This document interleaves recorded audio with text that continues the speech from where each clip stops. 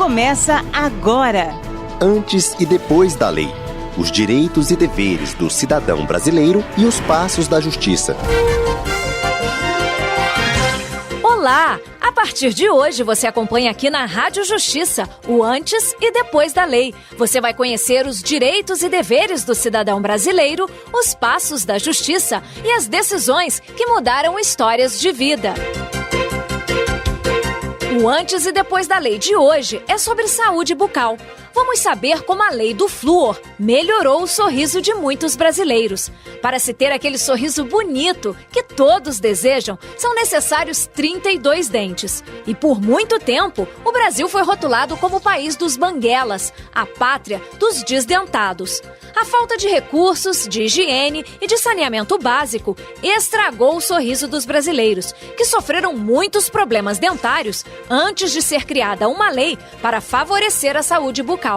Mas o problema vem de muito tempo. A dentista Soraya Moretti conta como era. Antigamente, a maioria das pessoas procurava o consultório para tirar os dentes. Tanto que o cirurgião dentista antes era o barbeiro, que tinha os instrumentos para tirar o dente. Depois, a pessoa procurava o barbeiro, que depois institucionalizou-se a profissão de cirurgião dentista, para tirar os dentes. Na década de 40, os recursos utilizados para limpar os dentes vinham da natureza. A pasta dental só chegou na casa da Dona Eleci por volta de 1950. Antes disso, a família usava a folha de joá para limpar os dentes. A folha de joá é uma folha comum.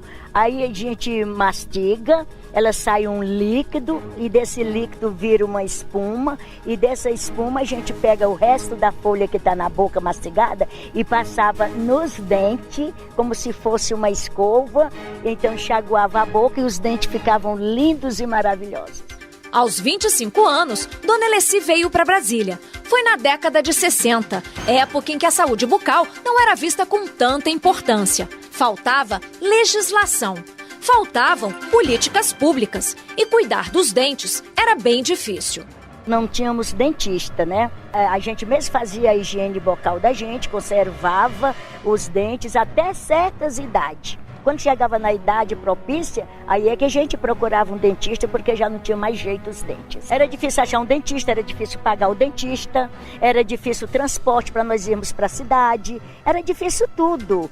Dona Eleci acabou desenvolvendo a periodontite, uma doença que atinge as gengivas, deixando os dentes fracos e moles. Aí os dentes amoleceram tudo uma vez, eu tinha o quê? Tinha 40 anos já. Aí os dentes amoleceu tudo de uma vez, aí foi obrigado a extrair todos os dentes e colocar prótese. Na década de 70, o sorriso dos brasileiros ganhou um forte aliado, o flúor, elemento químico poderoso que previne cáries e realça a boa aparência dos dentes. As companhias de saneamento do país passaram a colocar o flúor na água que abastece a população para prevenir a cárie.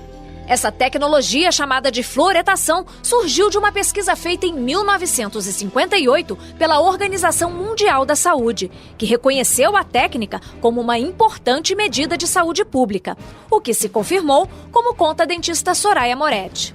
Essa medida foi um divisor de águas porque a fluoretação da água de abastecimento diminuiu e muito os índices de cárie a longo prazo.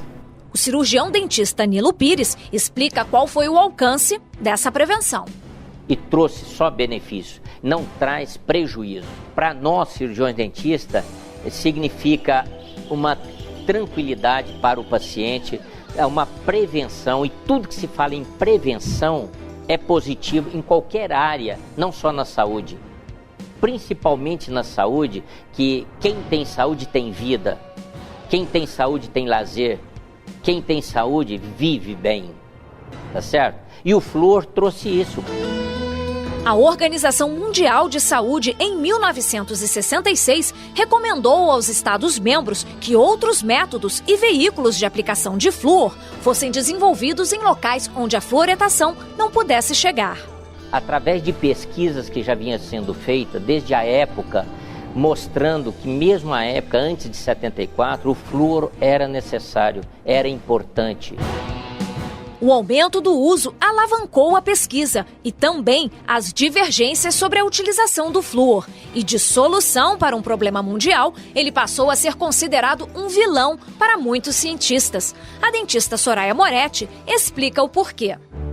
Flúor em excesso, ele pode prejudicar até a formação óssea também. Tudo que é controlado, tudo que é orientado pelo cirurgião dentista, até pelo serviço público, só vai trazer benefício. Então ele deixa de ser um vilão. Mas para isso tem que existir a orientação técnica por parte dos profissionais, cirurgiões dentistas, e também por parte da entidade pública. Polêmicas à parte, a eficácia do uso do flúor encontrava respaldo na maioria das respostas que surgiam diante de tantas perguntas. O Centro de Controle de Prevenção de Doenças dos Estados Unidos admitiu que o poder preventivo da água fluoretada é de 40% a 70% em crianças, dependendo do índice de prevalência de cárie, reduzindo também a perda de dentes em adultos entre 40% e 60%, como explica o cirurgião dentista Nilo Pires. Nós temos pacientes com 30 anos de idade sem nenhuma cárie, então isso traz um retorno à população maravilhoso. O primeiro sistema de fluoretação de águas no Brasil foi implantado em 1953, no município de Baixo Guandu, no Espírito Santo. A primeira capital a fluoretar suas águas foi Curitiba, no Paraná, em 1958. Mas foi só em 1974 que a técnica passou a ser obrigatória em todo o país, regulamentada pela Lei Federal número 6.050. Foi o primeiro local que teve e impulsionou desde a época que teve a primeira fluoretação para chegar na lei em 1974. E é algo acessível financeiramente. Mas apesar de tudo, uma coisa, dona Eleci garante. Mas meu dente continua bonito. Você está ouvindo o Antes e Depois da Lei sobre Saúde Bucal. Vamos para um breve intervalo, mas voltamos já já. Ah, não. Vamos conversar? Vamos conversar? Minuto da Conciliação. Conheça boas práticas. Concilie você também. A pensão do filho de Irlani Torres era descontada todos os meses do contra-cheque do ex-marido. Aí, ele ficou desempregado e parou de pagar. Não queria pagar a pensão, eu tive que trazer para cá. Olha, já estava com 10 meses já. Eu vim pegar a informação aqui no fórum, aí disseram que era para eu vir aqui no Centro de Conciliação, que seria mais rápido. Na audiência de conciliação, o pai da criança resolveu pedir um exame de DNA. Mesmo assim, concordou em pagar a pensão e parcelou os atrasados. Foi muito bom. Como estava há um tempão, ele vai ficar pagando por mês 300. Parcelou tudinho, que disse que não pode pagar de uma vez, que ele está desempregado. Elaine Borges, do Superior Tribunal de Justiça. Eu sou Cristiane Meirelles e você está ouvindo o Antes e Depois da Lei. Aqui você acompanha os direitos e deveres do cidadão, os passos da justiça e as decisões que mudaram histórias de vida. Prevenção. Essa foi a palavra de ordem na busca pela garantia da saúde bucal da população. A necessidade de estimular boas práticas no cuidado com os dentes resultou na criação de uma lei em 1974, que deu ao brasileiro um direito simples, mas que faz toda a diferença no dia a dia. E o melhor, ela vale para todas as idades. 40 anos depois da instituição da lei, a dentista Ilana Guimarães diz o que mudou. Completamente diferente. A odontologia tem evoluído bastante e essa lei ela ajudou bastante porque ela consegue abranger a população como um todo. Então a odontologia tem evoluído em todos os sentidos de educação, porém nem sempre consegue abranger a população como um todo. E pela água de abastecimento foi um marco realmente. A lei, que foi regulamentada em dezembro de 1975, estabelece que nos sistemas onde não existam estações de tratamento de água, deve-se utilizar métodos e processos de fluoretação apropriados, ficando o Ministério da Saúde responsável por estabelecer normas e padrões em todo o território nacional, como explica o coordenador nacional de saúde bucal do Ministério da Saúde, Gilberto Pucca.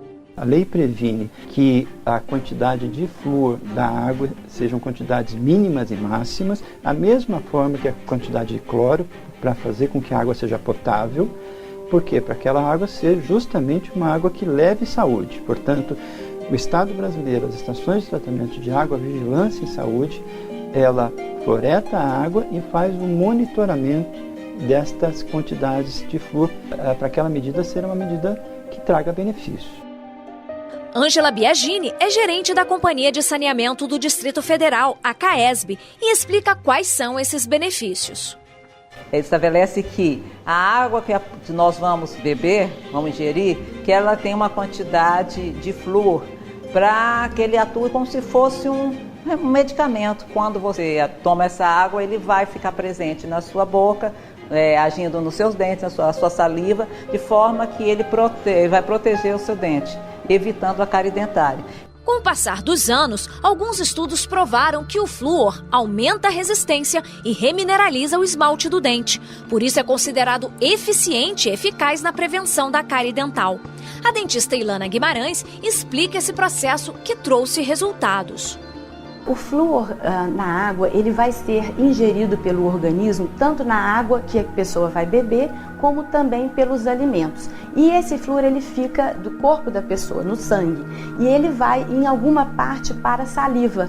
E esse flúor na saliva, ele vai contribuir para uma remineralização dos dentes que são feitos de minerais. Então, quando acontece uma desmineralização, a boca está o tempo inteiro nesse processo de desmineralização e remineralização.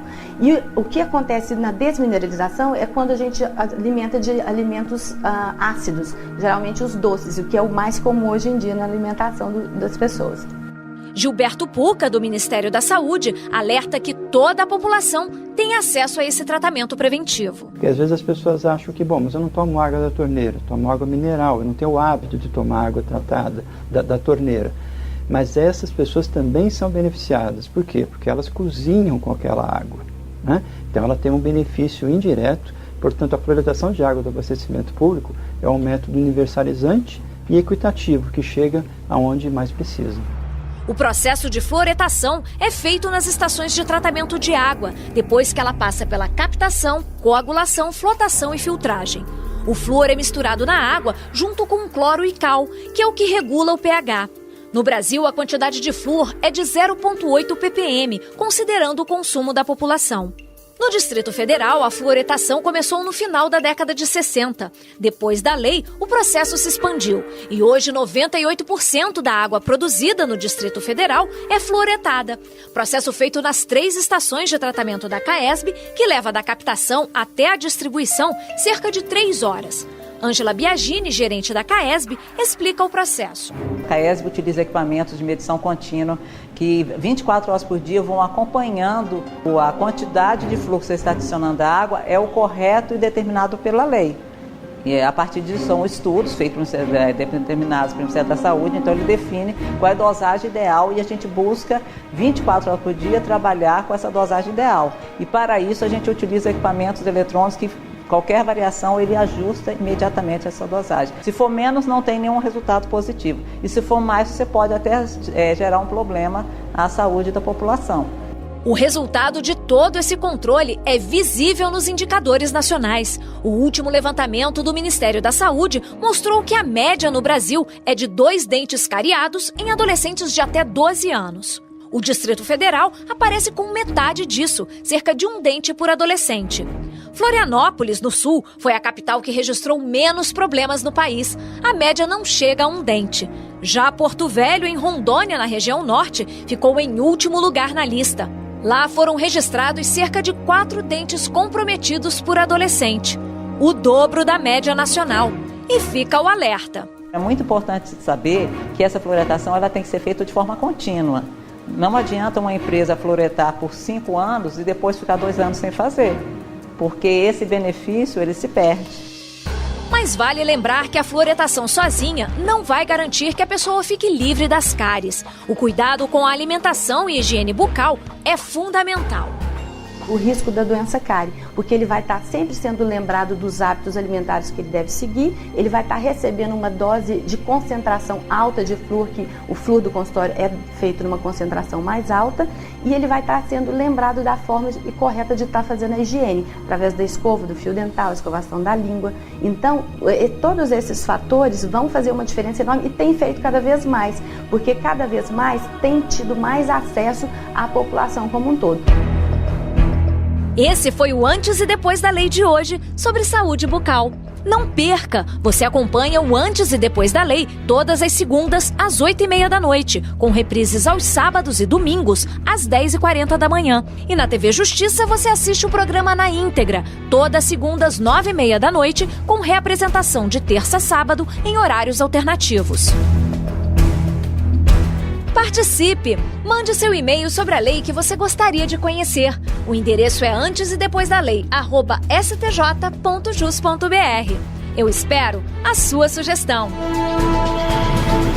Semana que vem a gente está de volta. Obrigada pela sua companhia e até lá!